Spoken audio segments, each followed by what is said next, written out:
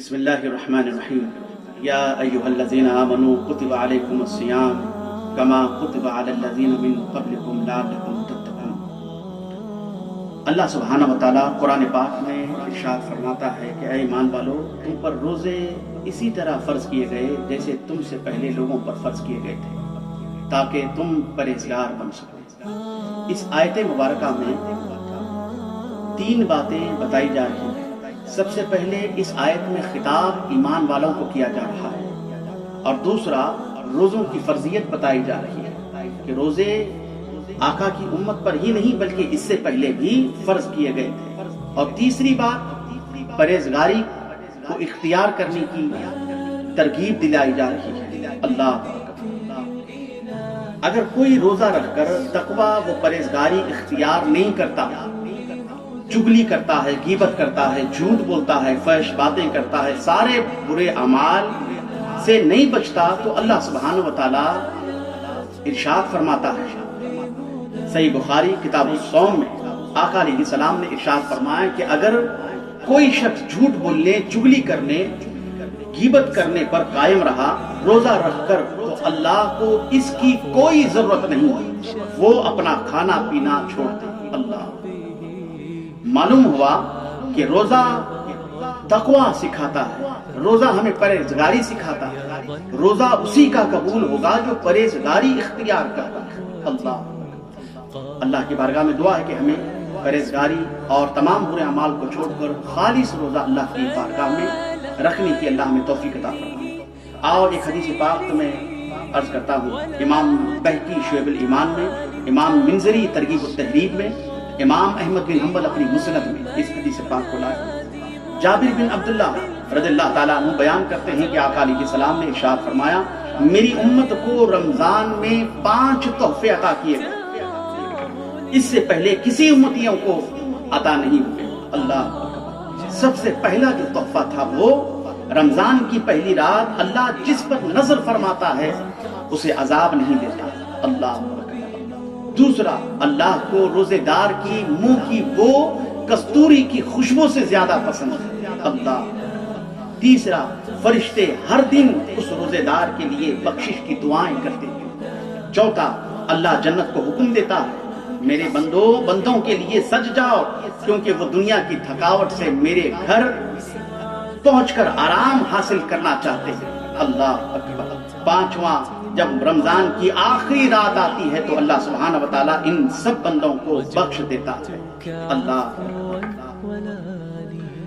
یاد رکھیں، روزے کا جو مقصد ہے وہ بندے کو تمام روحانی منزل طے کرانے کے بعد مقام رضا پر فائز کرنا چاہتا ہے۔ اللہ سبحانہ وتعالیٰ بندے کو تمام روحانی منزل طے کرانے کے بعد مقام رضا پر فائز کرنا دیکھنا چاہتا ہے۔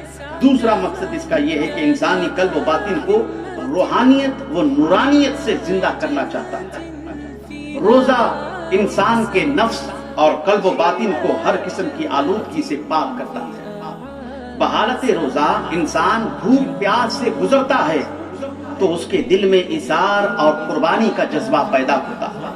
اللہ اب آئیے میں آپ کے سامنے روزے کے مسائل عرض کرنا چاہتا ہوں۔ روزے سے کیا مراد ہے؟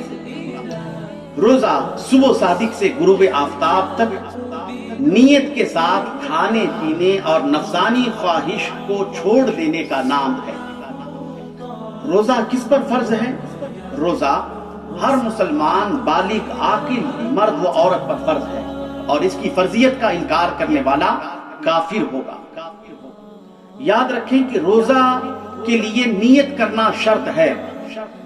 اگر کوئی صبح صادق سے لے کر غروب آفتاب تک کھانے پینے اور صحبت سے بچا رہا لیکن روزے کی نیت نہیں کی تو روزہ نہیں ہوگا۔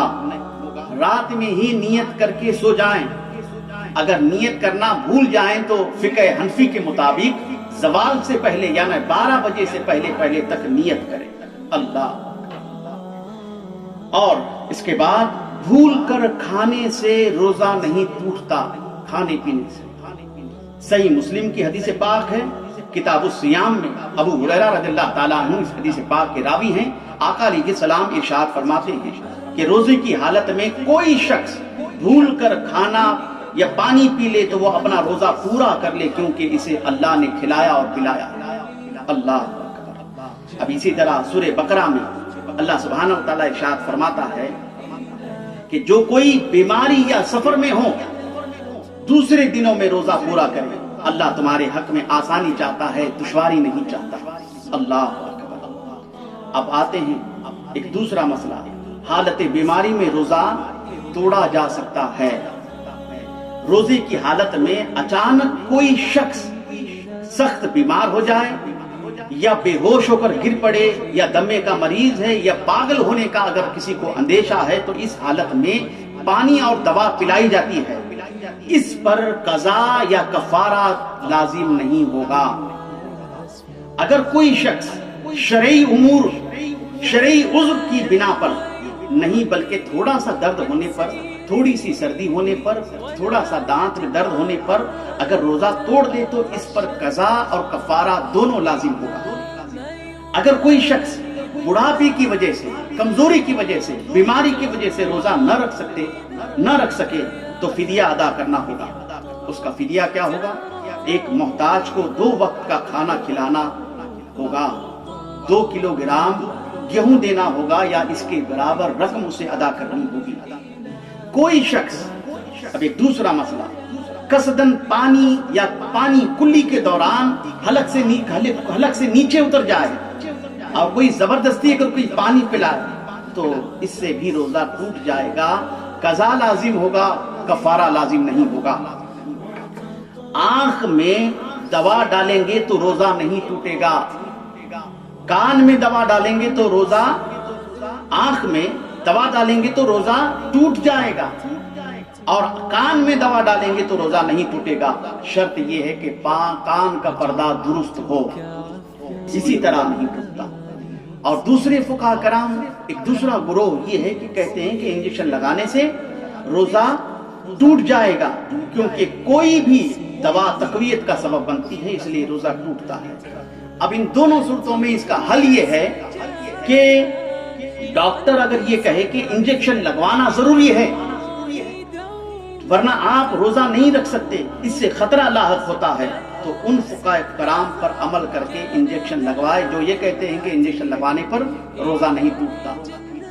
اور دوسرا، اگر ڈاکٹر یہ کہے کہ انجیکشن لگوانا ضروری نہیں ہے، اس سے کوئی خطرہ نہیں ہوگا، آپ روزہ رکھ سکتے ہیں، تو ان فقہاء پر عمل کر کے انجیکشن نہ لگوائیں جو یہ کہتے ہیں کہ انجیکشن لگوانے سے روزہ ٹوٹ جاتا ہے۔ اسی طرح ایک اور مسئلہ، کسی بھی طریقے سے خود پر غسل واجب کر لینا جان بوجھ کر اس سے روزہ ٹوٹ جاتا ہے، چاہے وہ جسمانی تعلق ہو یا بغیر تعلق قائم کی، اس پر قضا اور کفارہ دونوں لازم ہوگا۔ یاد رکھیں، جان بوجھ کر فرض کرنے سے روزہ ٹوٹتا ہے، فرض ہونے سے نہیں۔ جان بوجھ کر روزہ جو ہے جان بوجھ کر فرض کرنے سے روزہ ٹوٹتا ہے، فرض ہونے سے نہیں۔ مثال کے طور پر آپ دوپہر میں سو گئے ہوں، اگر احتلام ہو یا منی خارج ہو تو اس سے روزہ نہیں ٹوٹے گا۔ اب آپ کو ذہن میں یہ خیال ہو رہا ہو کہ روزے کا کفارہ کیا ہے؟ روزے کا کفارہ ایک غلام کو آزاد کرنا ہوگا، 2 مہینے یعنی 60 روزے متواتر یعنی مسلسل 60 روزے رکھنے ہوں گے، 60 مسکینوں کو کھانا کھلانا ہوگا، یا ہر آدمی کو 2 کلو گرام گیہوں یا اس کے برابر رقم دینی ہوگی۔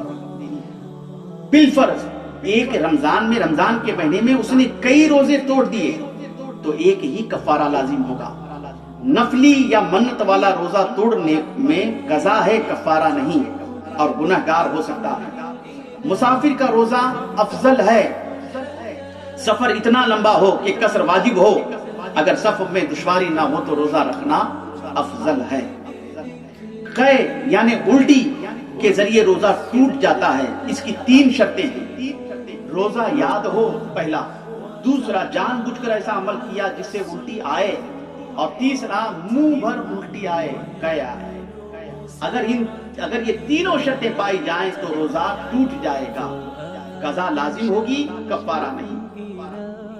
حیض و نفاس کی حالت میں روزہ رکھنا جائز نہیں. اگر کوئی خاتون حاملہ ہے تو روزہ چھوڑ سکتی ہے اس بنا پر.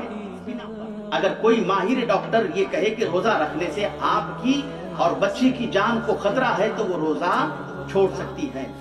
دوسرا، پہلے کبھی رمضان میں روزہ رکھنے سے طبیعت بگڑنے کا مشاہدہ ہو تب بھی وہ روزہ چھوڑ سکتی ہے. بچے کو دودھ پلانے کی وجہ سے روزہ چھوڑ سکتی ہے اس بنا پر. ڈاکٹر یہ کہے کہ روزہ رکھ کر بچے کو دودھ پلائیں گے تو انتہائی کمزوری آ جائے گی. تو پہلے کبھی رمضان کا مشاہدہ ہو تو روزہ چھوڑ سکتی ہے. اللہ کے بارگاہ میں دعا ہے کہ مولا ان تمام مسائل کو سمجھنے اور اس پر عمل کرنے کی توفیق عطا فرمائے. وما علینا الا البلاغ.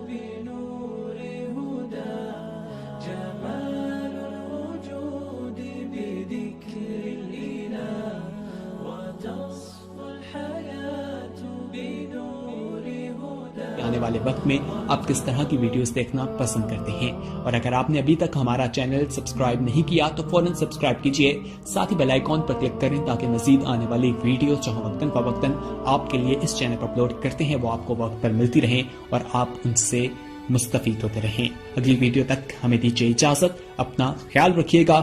اللہ حافظ.